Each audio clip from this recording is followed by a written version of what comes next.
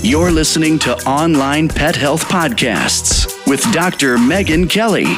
Continuing education for veterinarian rehabilitation therapists. Learn more at onlinepethealth.com. Hey Vet Rehabbers, today I chat to Francisco Maia from the United States, Chicago. He has a practice called the K9PT and recently has launched what he calls the K9PT Academy Business Accelerator. Francisco chats to us about his business model, which is focused on less equipment. I suppose you could call it a minimalistic practice. He explains the pros of his model, how he handles clients who want all the gadgets, bells and whistles, and how this has allowed him to focus on his strengths and foster relationships with other rehab professionals that he refers to. Francisco is also on the faculty for the Canine Rehab Institute, and the next course he'll be lecturing at is the Business of Canine Rehabilitation, which is on the 14th to the 28th of July. We will put the link in the description for those that are interested. It's all online, so it doesn't matter where you are in the world, you can attend.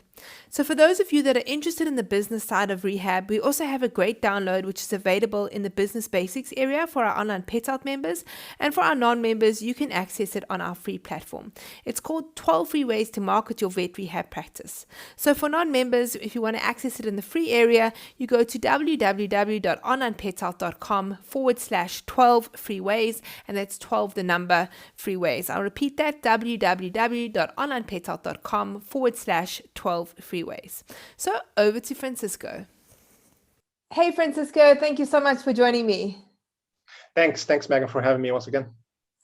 Francisco, you're no stranger to the Veterinary Rehabilitation Podcast, but for those listeners that might not have heard of you, why don't you tell us about yourself and how you got into the field of vet rehab? Yeah, so my name is Francisco Maia. I am a physical therapist located in Chicago, Illinois, in the United States. I have my own business now called the K9PT, and I've had it going into about 3.5 years now, but I've been working with canines going into almost 6 years at this point. Graduated with my Doctor of Physical Therapy degree back in 2012, but didn't even find out about physical therapists being able to work with animals until late 2013. But once I find out, I knew that was exactly what I wanted to be doing as a physical therapist. So all throughout 2014, I went through the coursework with the Canine Rehabilitation Institute, and then completed my CCRT in the spring of 2015, and they have been working with animals since that summer, basically. So today we're going to be chatting about running a minimalistic practice, and so this is something that you pride yourself in, and you know, our hands are obviously our greatest tools. How have you applied this minimalistic, so just basically originally just using your hands in your practice? Yeah, so I think one thing to go back and understand is kind of like my background as a physical therapist. So I graduated from the University of Pittsburgh, which for those who might not be familiar, it's a very manual therapy based physical therapy program, one of the most manual therapy based programs in the United States. So when I came out of it, that was my skill set. My focus was focusing on manual therapy, and then I started learning a lot about exercise progressions, and I worked primarily for the first couple of years with younger and active adults, CrossFitters, runners, high school athletes, that kind of stuff, that kind of population. So the focus at this private practice where I worked at was very heavy into manual therapy and exercise progression.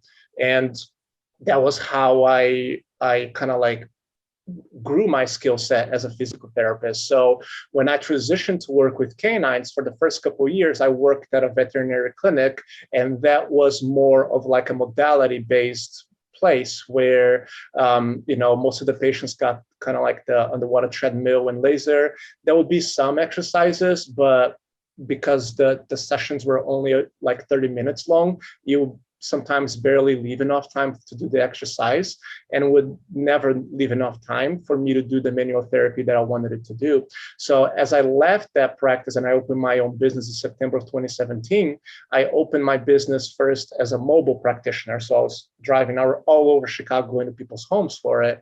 And that was the business model for the first couple of years. So suddenly I had to reinvent myself as a canine physical therapist because I didn't have access to the modalities that I was used to. The only thing I did get was a class 3B laser unit because I knew I wanted it that. But other than that, I had to kind of like reinvent myself and go back to my roots, and think, okay, what was that I did with my human patients in the past that got them better? And it was get them feeling better, get their joints moving better, get them to be more limber, less stiff, less painful. And then as we achieve that, get them stronger through a progressive exercise program. And then little by little, I started implementing that philosophy into my business. And I started noticing better results. The post-op DPLO patients that I was seeing were suddenly getting better results. They were getting stronger than they used to be when I was relying on the water treadmill. So then little by little, I started realizing that like this is the way I want to do things. So even when I started looking into opening the facility, like I didn't even second guess myself into thinking, oh, I need to have all these bells and whistles, all these different modalities and everything else, because I had already been running a mobile business for a couple of years at that point, and the results were there. I was seeing the results with my clients. So I basically didn't see the need for me to try to reinvent the wheel once again. And we basically just kept the same philosophy going into the clinic. Yeah, I mean, I must say, when you start off with practice, that's one of the things you always question, like what modalities, what equipment should I get? And often we think, oh, we need to have all the bells and whistles. But, from your experience, you obviously could see that, what you were doing was working. When you say you were getting better results, was that in comparison to when you were working at the vet practice and using all the equipment and modalities? So you compared sort of different conditions and the operations that they had and the post-op outcomes that you were having with your treatment? Right, it was. And of course, I know that's kind of like an anecdotal, kind of like approach to it. But basically, that's what I was seeing is that like I said, a lot of the post-op DPLO patients, they were getting stronger and having less reoccurrences, less setbacks, especially after the 3-month, 4-month period after surgery and stuff. We're able to really develop a program that clients could keep up with. And that was something that I felt like also played along with it that made a major difference, because when a clinic tends to over-rely too much on modalities, then something has to give. And the thing that I've noticed that it gives sometimes is that compliance with the clients in terms of the home exercise program. But because people will come to me looking for, hey, I want to learn how to do these exercises on my own, my clients tended to be super compliant. And because of that, they tended to really keep up with the exercises that I would instruct, keep up with the progressions, and even beyond, even when we started spacing out sessions and I would maybe just see them once a month to progress the exercises, I knew they kept up with it because I could tell, because the patient was stronger, the patient was feeling better. So it was like an anecdotal approach that I've noticed. And one of the things that even on the back of my mind for a while, I was still second guessing myself too, was then the patients with neurological conditions too, because we learned that, those patients really need underwater treadmill for them to be able to do gait training and that kind of stuff. And then I started learning more from some other PTs that worked with animals, but had a more focused human background on neuro rehab, more specifically, especially neurodevelopmental sequencing rehab. So a lot of stuff that pediatric physical therapists tend to work with kids that have, neurological issues. And I started applying a lot of the neurodevelopmental sequencing approach to the canine patients. And then for me, it was very eye-opening when I've noticed that those patients were doing better too. And I think one of the biggest reasons behind it is because I'm able to teach the clients, the pet owners, something that they can do at home every day. through like an NDS exercise approach. Because if we're seeing a neurological patient, then all they're doing with us is underwater treadmill and acupuncture and little things here and there. Not saying that those things cannot be helpful, but if that's all that we're doing, then we're missing the most important thing, which for me, it is, what are they doing the other days of the week when I'm not seeing them?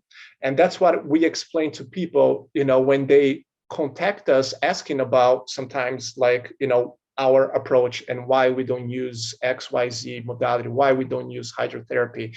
And that's what I explain to them. It's like, look, if I go to the gym, I'm not going to get stronger. I'm not going to get in shape by just going to the gym once a week and then doing nothing the other 6 days of the week. And we can't expect the same thing with the dogs. So the way we're going to do things is, when you are working with us, we are going to teach you what you're going to be doing at home in the meantime, and then empower you to be able to do those things. And people that find us and come to us really like it. They really want to get involved. Those are the clients that we tend to attract. And that's one of the reasons why I feel like even with the dogs with neurological issues, we've been seeing such a tremendous success with it, despite the fact that we don't have an underwater treadmill, is because we're able to teach them things that they can do at home every day with their pet, instead of having to wait another week to be able to come in for a session with us. So if you look at your consult, how much time in that consult? I mean, what is your average consult length? Yeah, our initial evaluations are all kind of like between an hour and 15 minutes to an hour and 30 minutes, probably most of them close to an hour and 30 minutes. Now, we do book like a full 2-hour time slot, just so that way we're not feeling rushed, and especially as a clinician, feeling like, oh my God, my other patient is waiting, I gotta go. So that way, if we do go over a little bit, it doesn't create any issues. And then if we're done right on time, it gives the clinician time to start getting caught up with some of the documentation, related to the evaluation. So it works very well. But one of the things that it was also a little bit of a tough transition for me, transitioning from humans to canines, and then I wanted to change that philosophy when I opened my business, is the fact that when I worked at that veterinary facility, the initial consult was only the initial consult. There was no treatment done during that initial appointment. And for me as a physical therapist, it was a very tough mindset for me to wrap my head around that, because when I would see my human patients, I would evaluate their back pain, their shoulder pain, whatever it may be. And then I would pinpoint like, okay, I can help you with this today. So we're going to do this today and see how you're doing at the end of the session, and then figure it out what's going to be the game plan afterwards based on how they responded to the session. So for me, it was a tough mindset to wrap my head around it. So when I started doing my own thing, I went back to that approach of not only doing the evaluation, but also starting with a treatment session and already teaching people a couple of things that they can start doing at home. Once again, because I want them to start doing things at home right away before I get to see them a week from them. So that's how we kind of like structure the evaluations, because I want to, if I'm finding, that the dog is painful, if I'm finding that the dog has a tight lumbosacral spine, or the hip extension is uncomfortable, or whatever it may be, I don't want to have to wait until the following week to be able to help that dog. I want to be able to help them right there. So that way, when they're walking out of the clinic, the clients, the pet owners can already see an improvement, or how their dog is already, feeling better after the evaluation. So it's a large portion of the time of your treatment in doing exercises. So actually doing the exercises and then showing the owner at the same time. Because if I think about, back to my practice days, I was doing acupuncture, I was doing biopuncture, also underwater treadmill. And like you said, at the end of the session, there wasn't a lot of time to be able to do the exercises. I would always do a few exercises and show the pet owner, but the bulk of the actual exercises would be on the pet owner to then go do at home. So there was quite a lot of trust from my side to be able to, hope that the pet owner would do it. And often you would know when they came back that they haven't done it. They'll say they have, but they haven't. And so your sort of approach is more spending a lot more time doing the exercises and at the same time teaching them. Yeah, and even a lot of times have them physically do the exercise with the dog at the clinic, right? Because as we know, doing exercises with dogs, also it's a lot on the handler as well to understand how, position their body, how to position the treats. So they can watch us doing, and we sometimes make it look easy because we do that every day. So we want to see the clients doing, especially the more kind of like challenging exercises, to make sure that they're doing it right. And that was one of the main reasons, even, with COVID precautions over the last year or so, that we still were able in a safe way to let people into the clinic.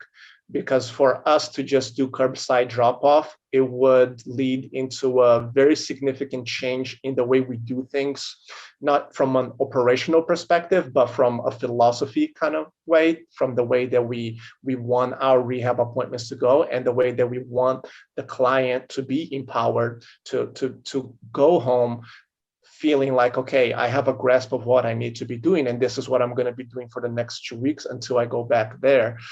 So that was a priority for us, was to make sure that we're able to safely still keep people coming into the clinic. And we're very happy that, we're able to do so, because a lot of clients really, really appreciated that aspect, that they were, suddenly not allowed to go in for their regular vet appointments or for their surgery appointments. It was all, curbside drop off. And they were all very grateful to the fact that we were able to let them into the building in a safe way, and still, being able to help their dog along their journey. You must have quite a specific type of clientele, because if I think back to my clients, we had those compliant ones and the ones that would do absolutely anything. But then I also had, quite a few clients that would come and they were happy to bring their dog, but weren't that interested in being a part of the treatment. So, that kind of clients wouldn't really fit well into your clinic. They wouldn't. And what happens is that I think a lot of times they self-select themselves out of being our clients. So for example, one of the other things that I know I didn't want when I opened the clinic, because of my philosophy around rehab, was I didn't want to do drop-offs.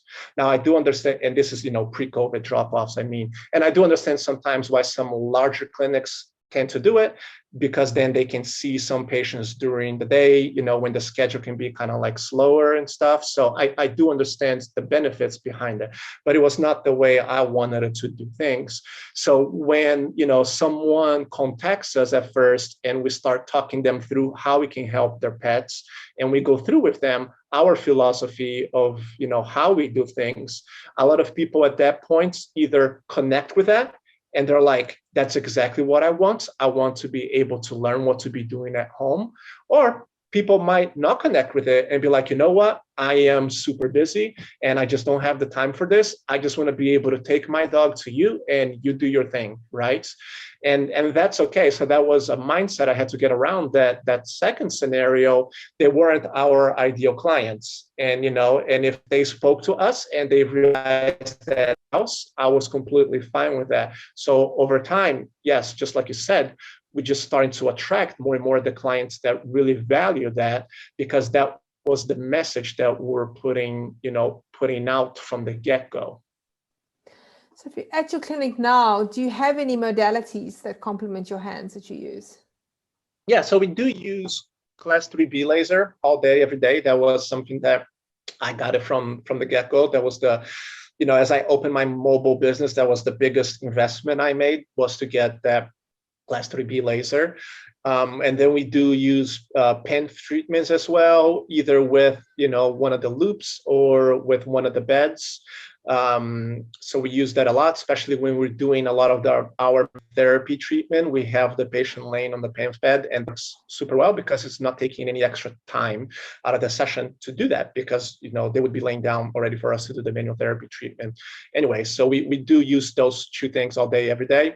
We also do have some of those like small portable separate like TENS and an MES unit, but we very, very rarely use that. The NMES units, when we do have to use it, with a neurological patient who really needs that extra boost for, muscle strengthening, we tend to get the clients to buy one of those units, which they can purchase online for about $70 or so.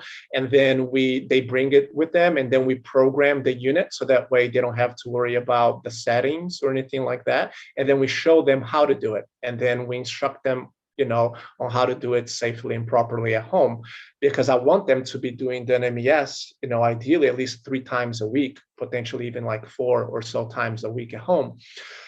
So that's what I want to do anyways. I don't want them to come and do the NMES just once a week. And then what that does is it gives them something to do at home. So that way, when they come to see us the following week, we don't have to kind of quote unquote waste time on the NMES, because they're already doing that at home. And then we're able to focus on the other things at the clinic, like, for example, as I mentioned earlier, a lot of the neurodevelopmental, sequencing kind of stuff that we tend to do a lot at the clinic with the neurological patients. Yeah, so it sounds like you're really using the pet owner as part of your team, right? So for them to be able to do the things that they can do so that you can focus on the things that they can't. Oh, yeah, absolutely. That's a great way to look at it. They are part of the team, because without them being really a part of the team, the results that you can get, from the pet, I think is going to be a little bit capped. You're going to be able to get much better results if you get a client who is invested, who wants to learn how to do those things, and, are going to be doing those things at home, because then you're just going to exponentially gain, your results are just going to get better, not only better in terms of how they're going to improve when they're recovering with you, but better in the long term too. And that was one of the things that people love it. It's because they're able to come to us for, a rehab program for 3-4 months, whatever length that might take, but they come out of the back end of it really feeling like, okay, I got a handle of this. Now not only my dog is doing better after this surgery, but now I know how to continue doing those things on my own as well, to, maybe avoid the other leg from getting hurt, or arthritis in the long run, or whatever may be. So for me, they have to be a part of the team. Otherwise, I feel like our ability to help them is just going to be capped at a much lower level. Yeah, I mean, I must say, for a lot of us, getting our owners to be compliant and to do the things that we want them to do is always a challenge. But I love the way that you select your clients, so that all your clients are pretty much like that, which is great. So what are the other advantages for you in minimizing your equipment? Yeah, I think, there's a few different ways to look at it. From a true, business perspective, as a business owner, is you're basically ended up running a more streamlined practice. So you're keeping your bottom line, you're keeping your expenses, lower, you're keeping it simpler. And thus you're making the business more efficient in the long run. And then also, if you're looking for a commercial space to lease for your clinic, it also makes things a little bit easier, because then it opens up more options for you. Because if you're looking for a commercial space that needs to fit the criteria of having a hydro room, of having a pool, and this and that, suddenly not only the options available for you are decreased, but then also a lot of the landlords might not want to deal with that. They might not want the liability of having a pool in their building, right? So from a business perspective, I feel it helps a lot with that. From the other thing from the business perspective that it helps a lot is with the networking.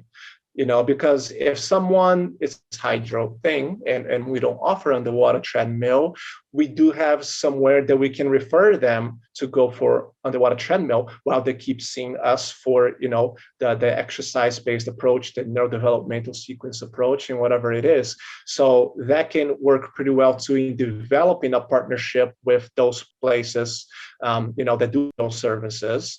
And same thing as well with acupuncture, because we only do physical therapy at a clinic. So, if I need to refer out to acupuncture, we have a handful of different places, different clinicians that, that we refer clients to. Orthotics or prosthetics. We also have orthotics and prosthetics place here in Chicago that sees animals that we refer them to. So it just helps keep things simpler, keep our message more consistent on what we have to offer to people. And from the client and patient perspective, like I mentioned earlier, it puts that emphasis on empowering the pet owner to learn to do things at home, especially in the long run, to be able to manage things in the long run, which ultimately that's what a lot of them want. They want to be able to, to learn how to help their dog, not just that 3-month period that they might be with you, but how they can keep their dog healthier for longer.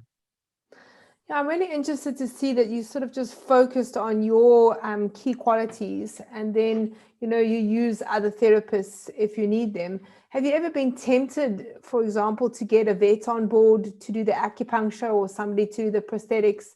Or are you quite happy with the situation where you just focus on your things and then refer out? At this point in time, I feel for us, it works pretty well to just refer that out. Not saying that, that might not change in the future, but especially because of limitations with the space that we have, there's only so many patients we can see at a given time, and we are busy already doing what we're doing. So logistically, it would make a little bit difficult to even have the availability to offer, anything beyond that with the current space that we have. But like I said, I feel like it just gives an opportunity to work with other professionals and open up those relationships. So that way we all, what you said is, for me, is pretty important. We all have something that we're really good at, but sometimes we get so caught up, especially I see a lot in our field of animal rehabilitation, of just trying to be a jack of all trades. And I feel like more and more we're going to have to specialize into what we do, because there's only so much knowledge, so much that you can do as an individual or as a practice. And so not only is it going to allow you to partner and open up relationship with other clinics, but it's going to allow you to become known in your area, in your region, for that particular thing, which ultimately, that's what people are looking for. When people are looking for help for themselves, help for their kids, help for their dogs, whoever it may be, we all want the best available. And the best available, usually it's going to be someone who specializes on that particular thing. So I have no fear of doing that. I have no fear, because sometimes business owners ask me, they're like, well, aren't you afraid that you're just excluding some potential clients because you don't offer those things? And I'm not afraid of that, because that's, I want to be able to really focus on what we're good at, and what we're good at, what I'm good at, what my clinicians are good at is physical therapy. No, you become an expert in what you do, and then you become known for that. Mm-hmm. Whereas if you, like you say, if I think back now, that's sort of why I specialized in rehab.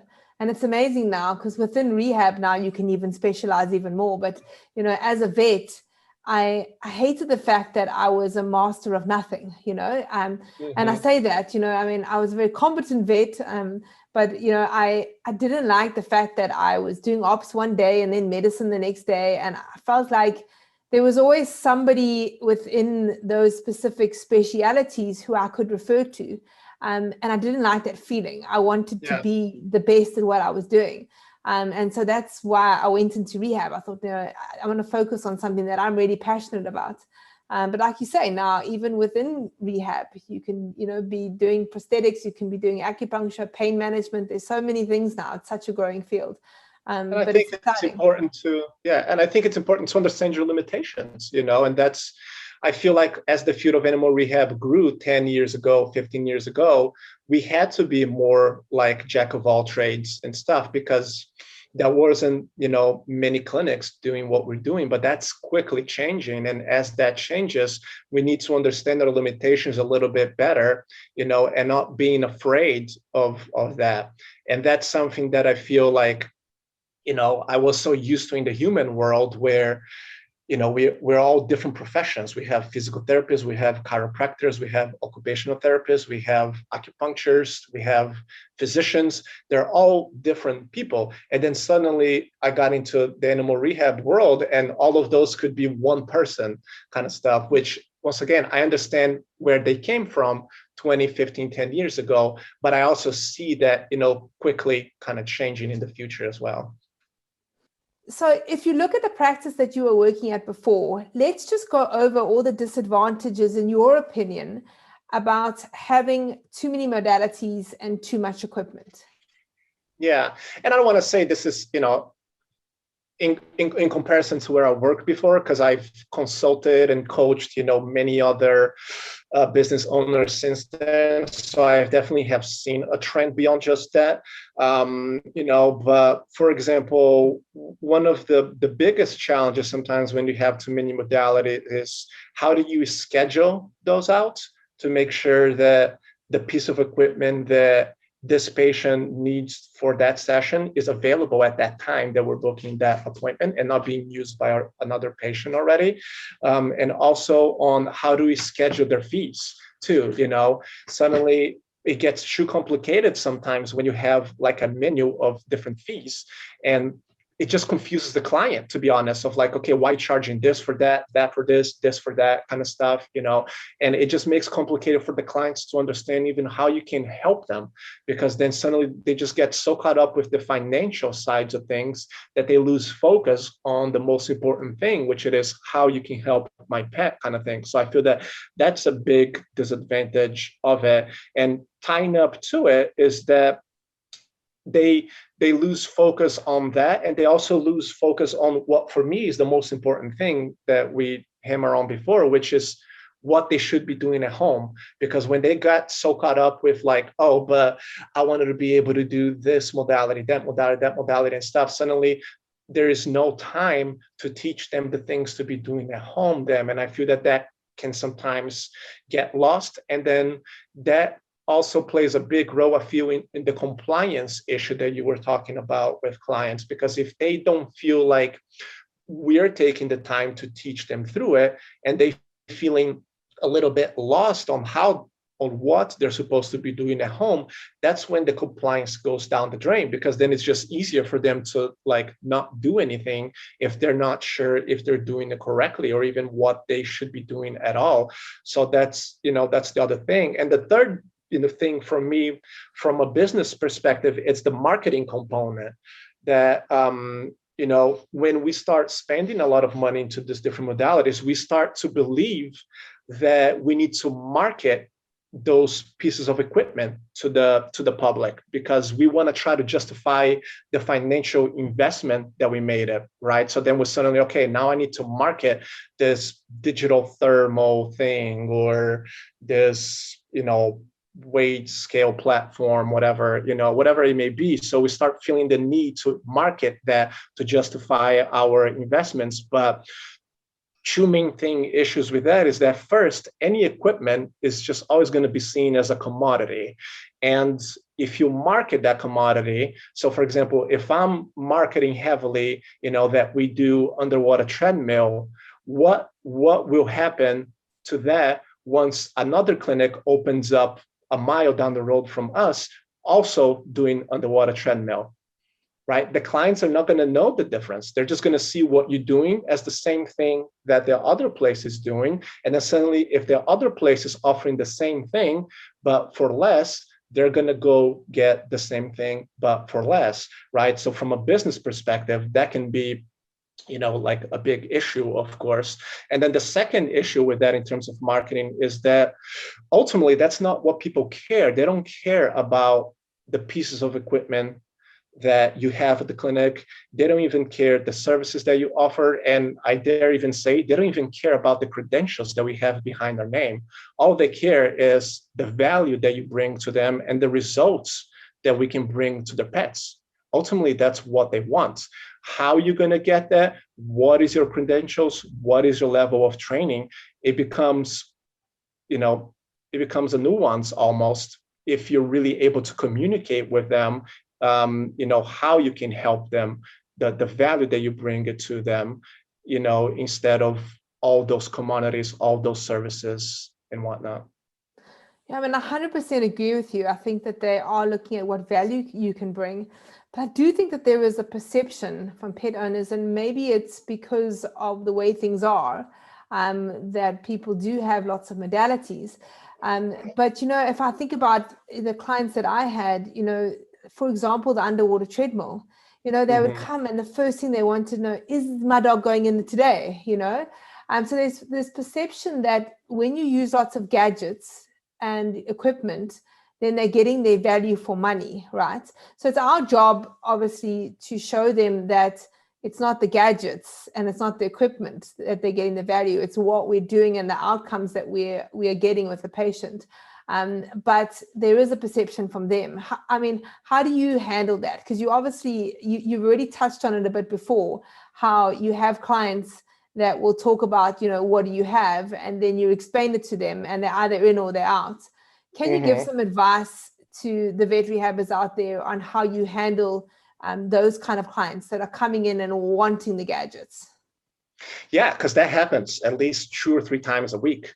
A lot of times, actually, when they're referred by surgeons, they're referred for underwater treadmill, basically, but then they find us and then, we start talking with them, and it all boils down to communication, and it is, communicating effectively is an art. It's something that we can all get better at. It's something that I've never learned about it, on any formal educational program through PT school or anything else. You don't learn how to communicate with people effectively. But once you take the time to learn how to do that, and that can become basically your best asset that you can have, not only as a clinician, but as a human being, being able to communicate with people at a level that they understand and they comprehend, right? So, like I said, we often every week get people contacting us looking for underwater treadmill because that's what it was recommended to them, or that's maybe what they saw online, what they saw on social media, whatever it is. But yet I would say comfortably that at least 9 out of those 10 people, once we talk to them on the phone and we communicate with them kind of how we're able to help them, they understand how we can help them and they're excited to work with us, even besides the fact that we don't offer underwater treadmill. Sometimes their surgeon recommended them directly to underwater treadmill, but once we talk to them, they're like, you know what, this makes more sense what you explained to me. I went to physical therapy. They say this. I went to physical therapy and I didn't do underwater treadmill. You're right, Or my mom, my dad just did physical therapy for knee replacement, and they didn't do underwater treadmill, and they got better. So once you start communicating efficiently with people, they start understanding that, and that's going to be the main differential. That's going to be the main thing that you're going to be able to do for them, because once we're able to communicate and educate them on how we can truly help them and the value that we have to offer along with those results that we can bring it, then at the end of the day, that's what they care about. And once they understand that, once it clicks for them, then they're going to know that you are the place to go. You are the clinician that they wanted to be seeing. And of course, we're not saying now that underwater treadmill doesn't help these cases at all. We're just saying that this is how Francisco has his model, right, and this is how it works for him. Yeah. So have you ever felt like not having any equipment has limited the outcomes that you've had in certain cases? Can you think back to any cases where you think, well, I really did need that? You know what? I really don't. And I know, like I said, yeah, this is my model. This is what works for me. And I know it's a little bit, I don't know if controversial is the right word or not, but a little bit different from what we might be used to. Up until recently, and I would say recently, maybe 6 months ago or so, there were some neurological patients that I thought, I was like, you know what, they could benefit from underwater treadmill. But then, there was a couple of cases where we sent them to do underwater treadmill, still kind of like doing stuff with us too.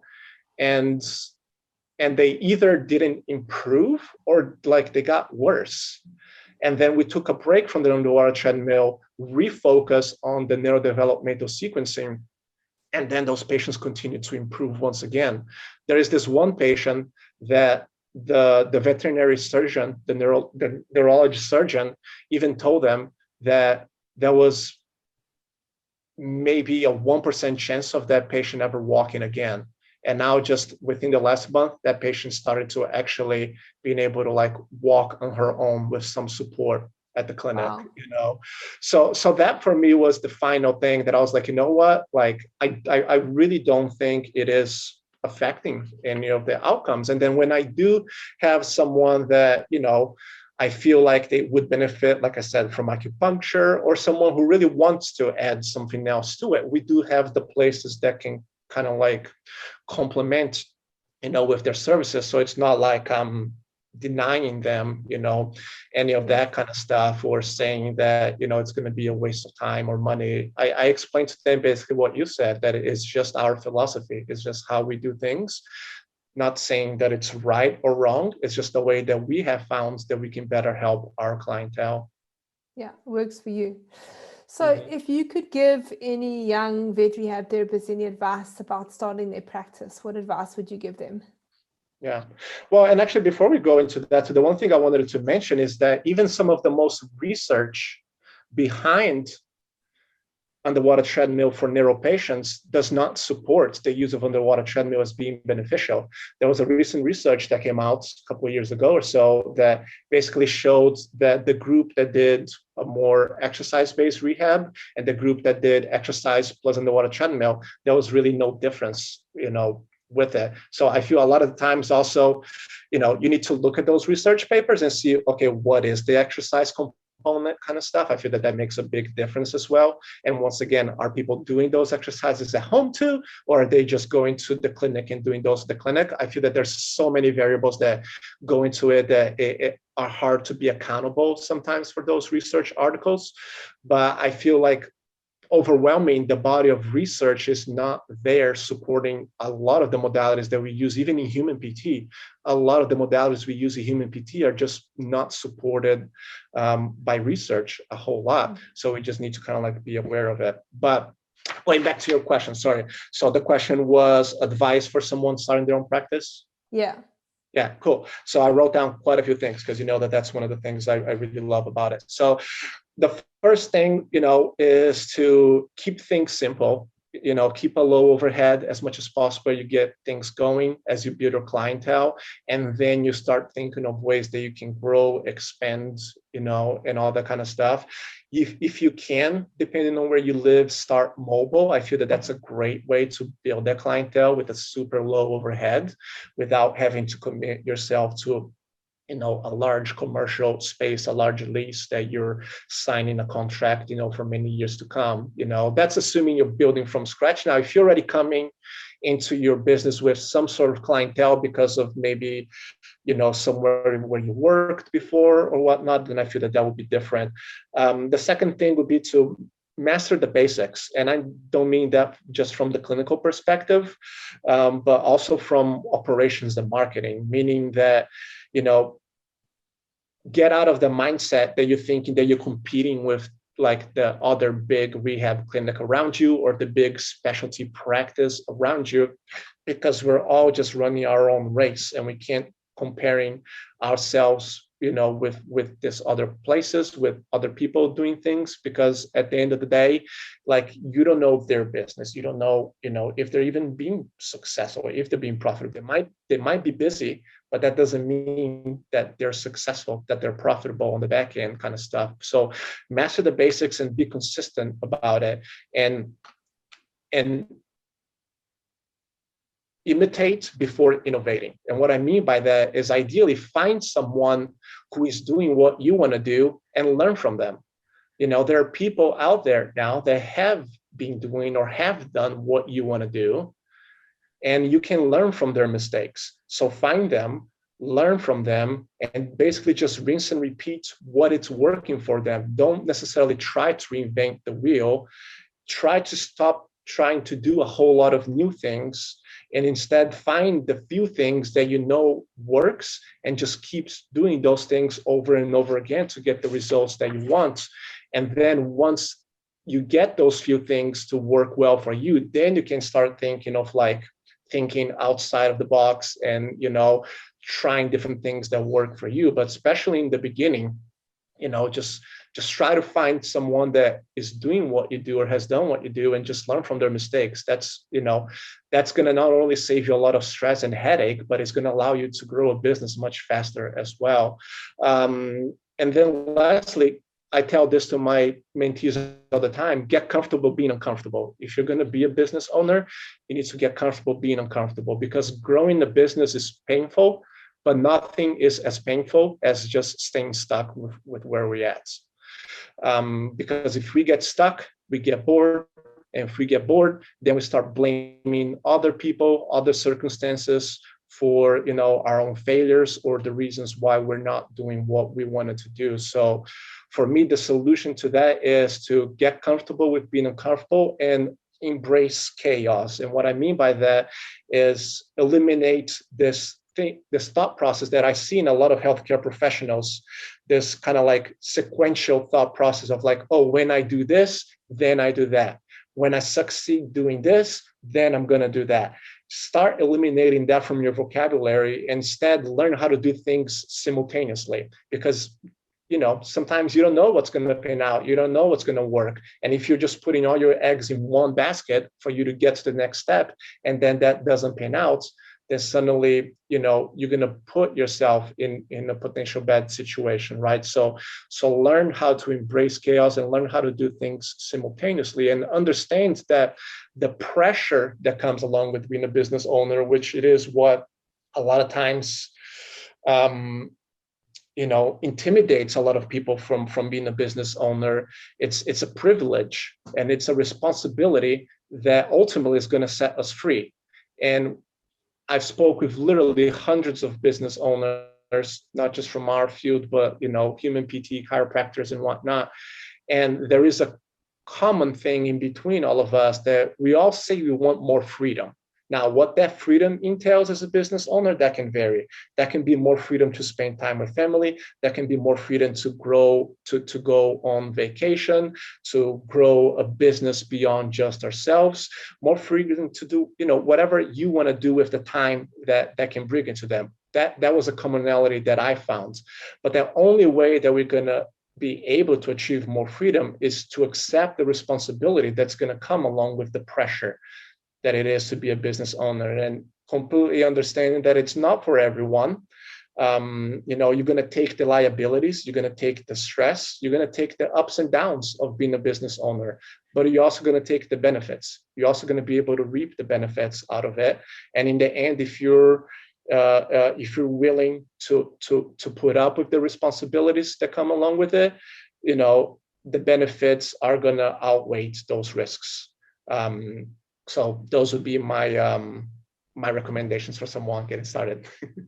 Love it, Francisco. Great advice. I want to touch on you chatting about the research. So some of the things that you were saying about the hydrotherapy and the exercises. This year's Vet Rehab Summit, which is actually on the 13th of November, our theme is when research meets reality.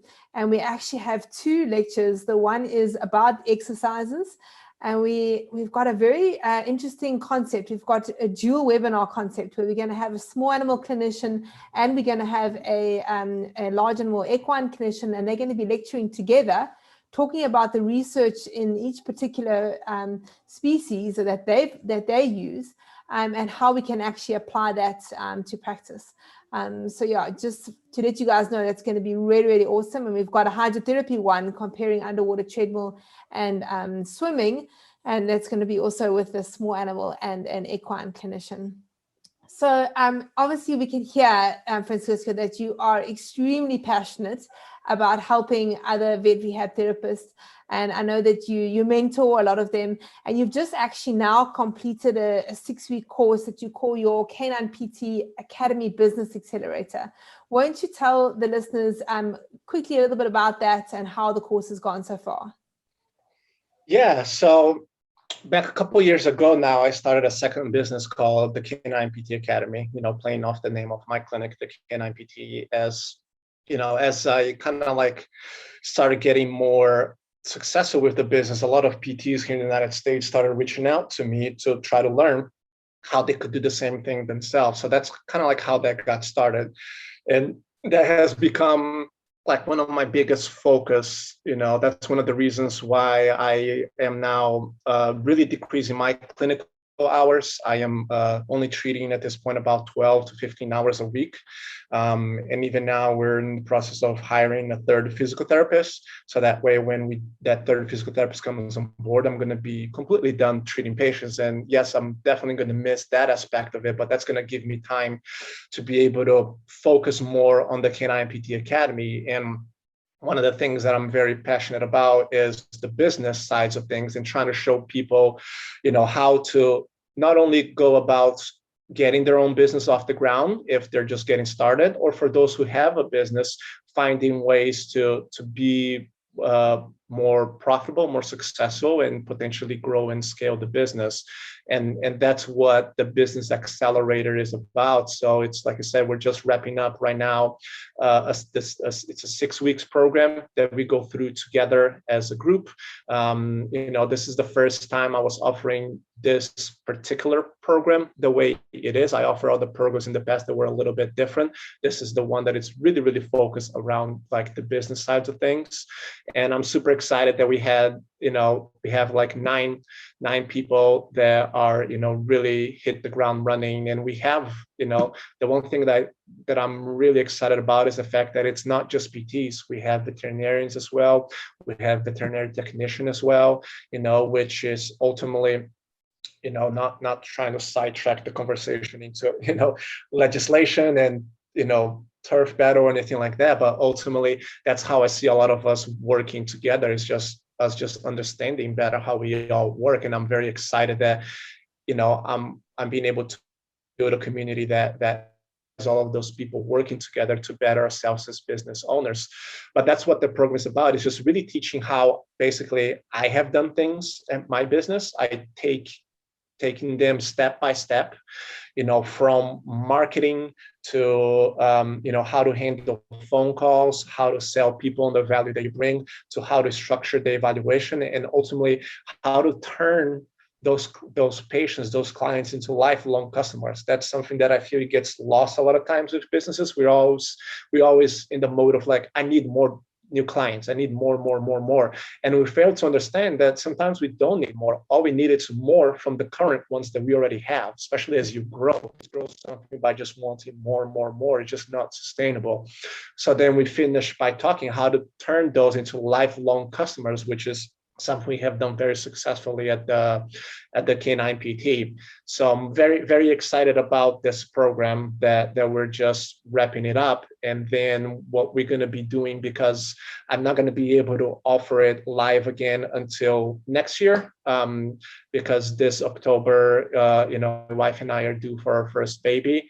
So I've been told I'm going to be pretty busy during those months. So definitely not going to have time to offer that live, but I'm trying to figure out a way for the people who really want to be a part of it, who don't want to wait until next year to go through it, for them to be able to go through it, this course that it was all recorded, everything that I'm going through with the students. And then once we do offer it live again next year, as a bonus, you'd be able to go through it, with the live component, getting any updates, and things that I have learned then over the next 6 months or so, because we're always learning, always evolving. And of course, things are always going to be changing. Awesome. And Francisco has kindly given us a recording. So the first part of this course, and this is how to leverage the customer cycle to grow and scale a successful and profitable business in canine rehab. So for the online Pet Health members, you'll be able to find that recording. We'll be loading it within the next week in your business basics area.